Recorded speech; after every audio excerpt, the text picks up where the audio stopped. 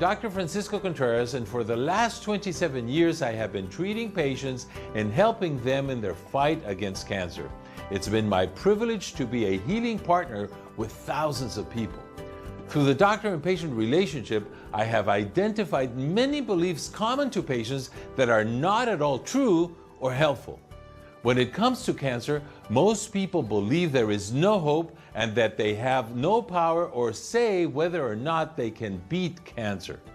People assume that the treatment will work or won't because genetics and luck will determine the outcome. I am happy to say that those beliefs are absolutely wrong.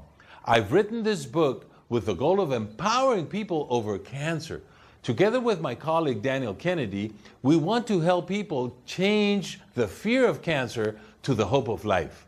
Not through fancy words, but through 20 specific actions a person can take that will dramatically improve the probability of victory. It is vital that you and your family read this book.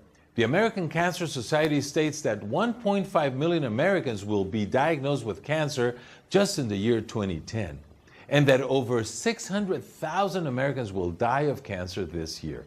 If you're a woman, your lifetime risk of getting cancer is 1 out of 3, and if you're a man, it's 1 out of 2. This is a frightening reality if you believe that it is just a matter of chance or fate.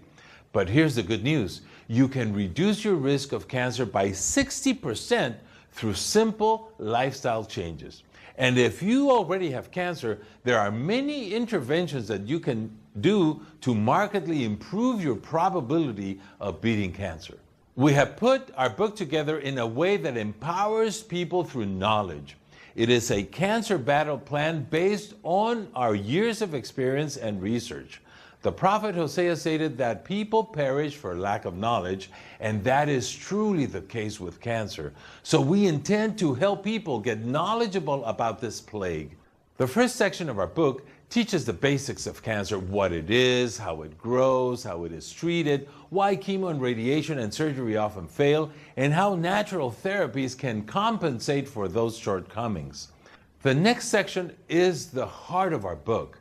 It is where we explain our breakthrough approach to controlling and sometimes reversing cancer in a way that adds years to your life and life to those years. This is where we present 20 practical actions the reader can take to weaken cancer and increase his or her own strength, physically, emotionally, and spiritually, no matter what cancer treatment program he or she is on.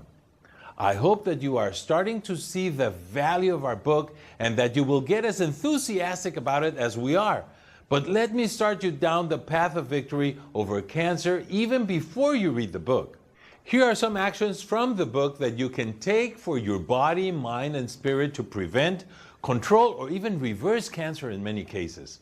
Number 1, modify your diet to include anti-cancer foods and juices, including tomatoes, garlic, grapes, alfalfa, broccoli, nuts, and artichokes, for instance. 2, stop smoking. 3, exercise. 4, eliminate toxins from your living environment like household cleansers. 5, choose life. 6, foster a positive attitude. 7, laugh frequently. 8, pray often and forgive others. 9, do all that is possible and let God do the impossible. The book is filled with many more tips. A cancer victory plan is no plan at all without a focus on emotional and spiritual health. Daniel Kennedy, our lead counselor at the centers in Southern California and Mexico, is going to wrap it up with more insights. A young man came to Oasis of Hope a few years back, and cancer had overtaken his liver. And after just 2 weeks of treatment, God gave him a brand new liver. He left our center cancer-free. But 2 months later, we received the sad news that he had been hit by a bus and killed while walking in downtown Los Angeles. He didn't die from cancer. He was cancer-free. Though we grieved his death, we rejoiced because while he was at the Oasis of Hope, he gave his life to the Lord. You see, there is no victory over cancer if you don't tap into the victory that was won at the cross. In our book, we invite people to connect with Jesus. The doctor's opinion is not the final word. The great physician's word is. It's also critical not to pull back from people during a crisis, but to connect with others who can cheer you on to victory. Don't be crippled by the thought that you don't have enough faith to overcome cancer. Christ will add his faith to yours because cancer is not a punishment from God. He cares so much about you that he sent his only son to take your illness on, and it was by his wounds that you were healed.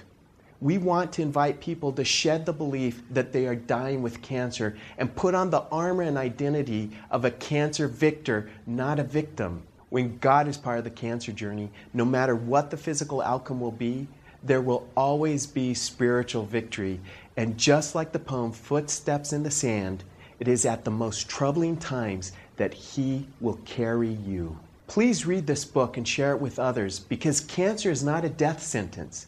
It's a place where God will make his work manifest in your life.